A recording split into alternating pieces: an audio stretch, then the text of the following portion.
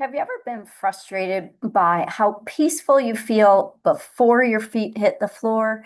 You're all on fire for Jesus and you want really badly for this to be a really good day. And by mid-morning, you are overwhelmed, snapping at the kids, and pretty much feeling discouraged about life. Well, friend, you're not alone.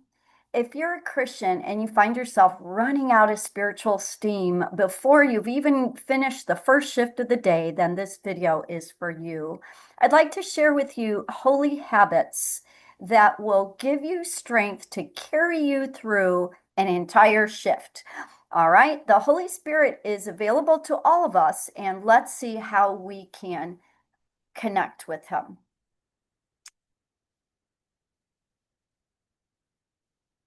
5 holy habits that will reshape your day if you put them into practice. I'm going to get through this in less than 10 minutes, my friend. Goodbye to victimhood. You do not have to just react to all the things that get thrown your way. These habits will help you say hello to designing your own day, taking control, taking the upper hand, living in an offense manner rather than defending yourself. So this video is for you if you're short on time, because remember, I'm going to teach you these in less than 10 minutes. I practice them every day. They are for you if you run out of gas too soon and you want to be everything for everyone. You want to be filled with the fruit of the Spirit, and yet all your best intentions fall flat way too soon. That's who this is for. The kind of woman that tries to start out like Moses on the mountaintop, face is glowing, spend time with God, going to get it right, and then immediately digital distraction. The phone starts lighting up, the emails are piling up, you're getting alerts. You get distracted, sometimes by legitimate distractions, sometimes by illegitimate distractions. Remember, there's a $1 billion industry that is trying to get you hooked on their sound bites, their news flashes. So we've got quite an enemy of our focus, and we need to have a remedy to fight back against it. Say you don't touch your phone, you just have a busy life. There might be chaos in the home. If you're at work or working from home, even more chaos, many demands being placed on you, a lot of boundaries being trounced, overwhelm on the inside can happen pretty quickly. And so what can we do about it? Why is this the case? Why can't I walk in peace, in stillness, hearing the Father's voice longer than a couple hours? Well, first comes the tyranny of the urgent. And the tyranny of the urgent is like being a pinball in a pinball machine where you are reacting to life and you are not proactive, you are reactive. And there are urgent things that are calling for your attention, and they are calling for your attention immediately. And sometimes these are legitimate. There are things that need to be dealt with. But I'm telling you, the 5 hacks, the 5 holy habits I'm going to share with you are going to help you handle the urgent demands on your life. And then transactional connection with God, meaning that you do have your quiet time because you're a good Christian girl, but it's really just a check off the boxes kind of a connection with God. You're not really being filled up. It would be like driving up to the filling station, driving up to the gas station and putting the gas nozzle into your tank, but not turning it on. Nothing supernatural is being transported from God's limitless reservoir of grace and peace and mercy and everything that you need. It's not being transferred into your tank. And so we'll take a look at that today too. So are you ready? Are you ready? Because this fruitless tree can start blooming. Your heart can start blooming if you are ready to put these 5 holy habits into practice. Action, action is what creates change, my friend. If you keep doing the same thing, you're going to keep getting the same results. But if you want to see change from this sort of a fruitless life into a fruitful life, then you need to create changes. And the good news is you only need to make atomic changes, little changes repetitively every day, and you can make a difference in your daily life. We're not talking about changing your circumstances. We're talking about changing the way you do your life. So if you are ready, let's get started. Here we go, I hope.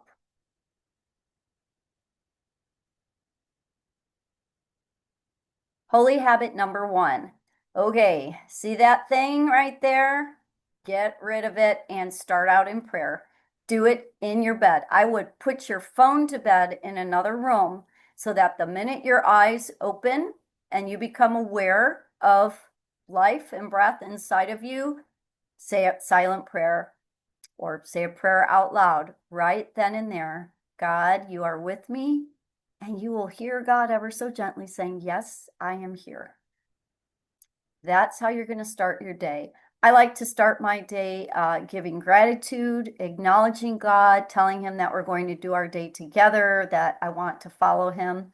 But whatever you do, time with God first. Do not jet out onto the playing field of life without filling your tank.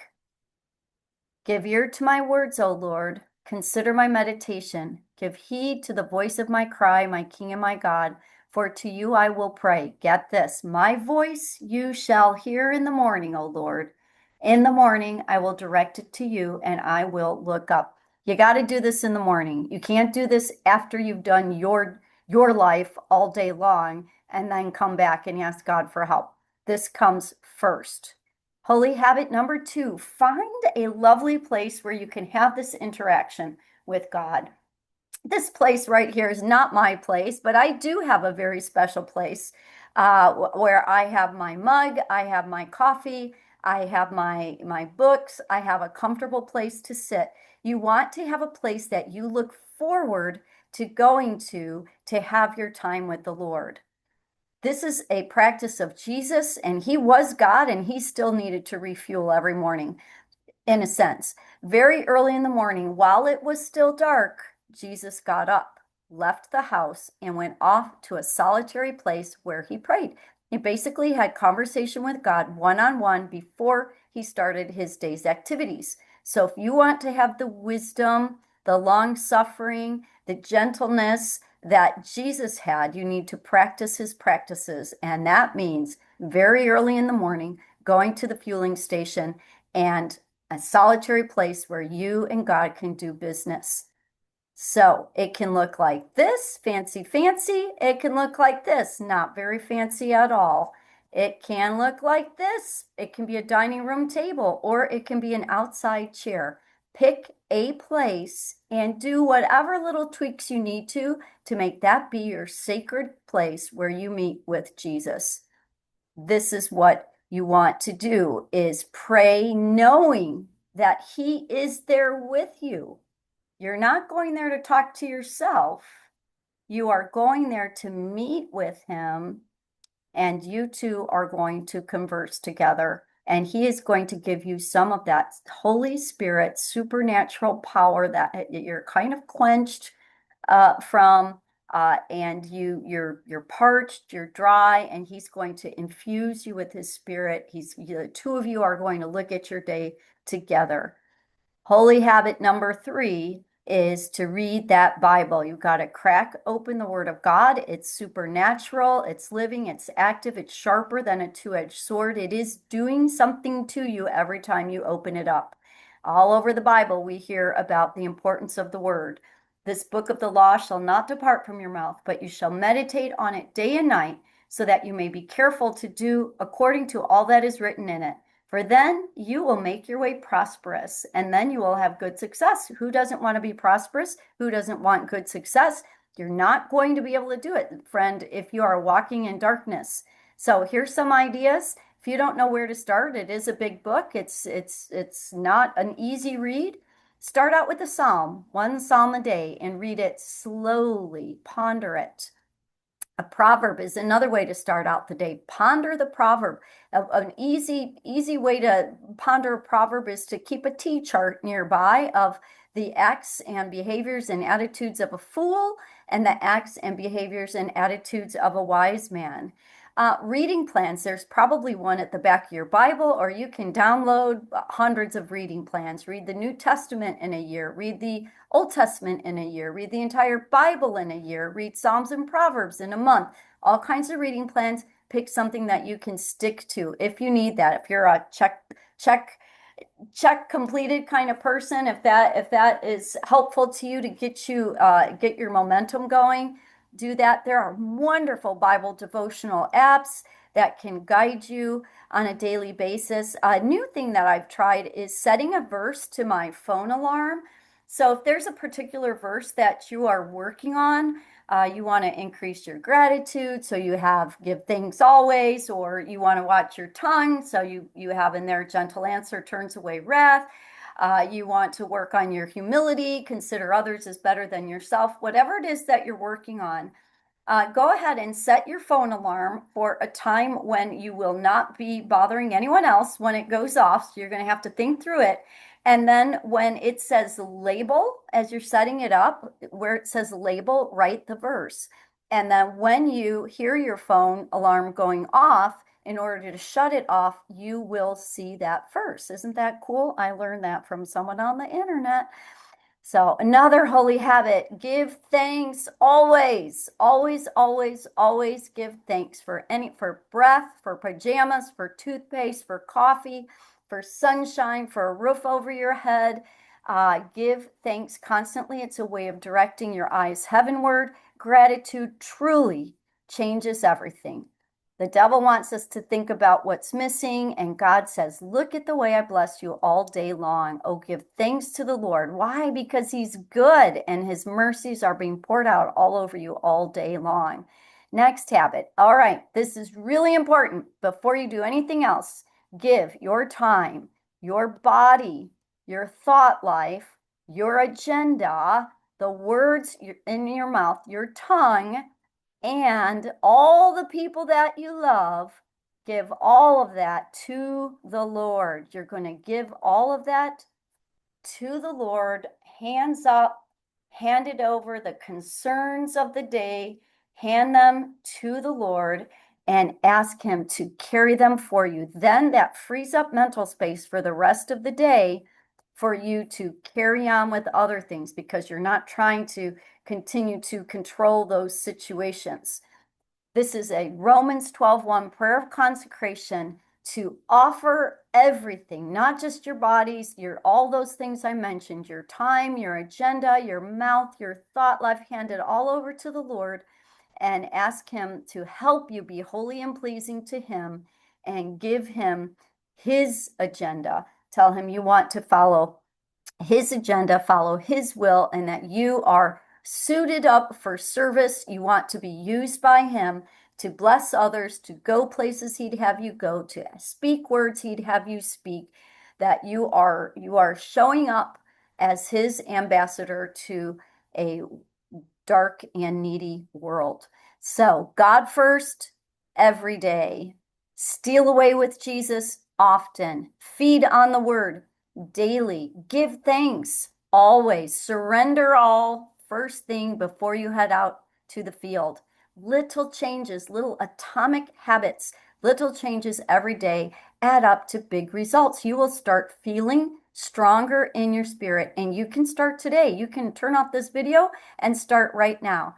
Now, if you are someone who can't even seem to string 2 days in a row of holy habits together, I'd love to invite you to my workshop. It's self-paced, but it comes with a lot of support. If you are finding that just going to church, being in Bible studies is not growing you in your closeness to the Lord and your ability to hear his voice, Sometimes we need to do a little more work. So I'd love to have you in one of my workshops. Book one is out and ready for being worked through right now. It will refresh your walk with the Lord. I will help you get these spiritual rhythms in place. Every day there's homework. Every week there's accountability. There's a step-by-step proven roadmap, and you can work at it at your own pace. So I'm helping you along. I make myself available every week. You can work on your own, and then you get all of the teachings in your inbox, and so you can watch the teachings on your own, do the homework on your own. I show up for basically office hours every week, and there's another option to have a private small group with me. So there is mentoring, because my friend, you can't be mentored by artificial intelligence. You need to be mentored by someone older than you in the Lord. And so that is optional, but that Thursday splash pad, I show up for that for anybody in a heart cleanse workshop. So try to put these in place. God first, steal away with Jesus, feed on the word, give thanks, surrender. Do all of that first thing in the morning. First thing in the morning, and see if it doesn't strengthen your spirit. Little changes every day add up to big results, my friends. Start today. It's action that creates change. If you keep doing what you've always done, you'll keep getting what you've always gotten. Take charge of your life and insert these holy habits into your morning routine. 5 holy habits. They take all of 10 minutes. They can reshape your entire day. You got this, my friends. Start now, not tomorrow. See you at the next one.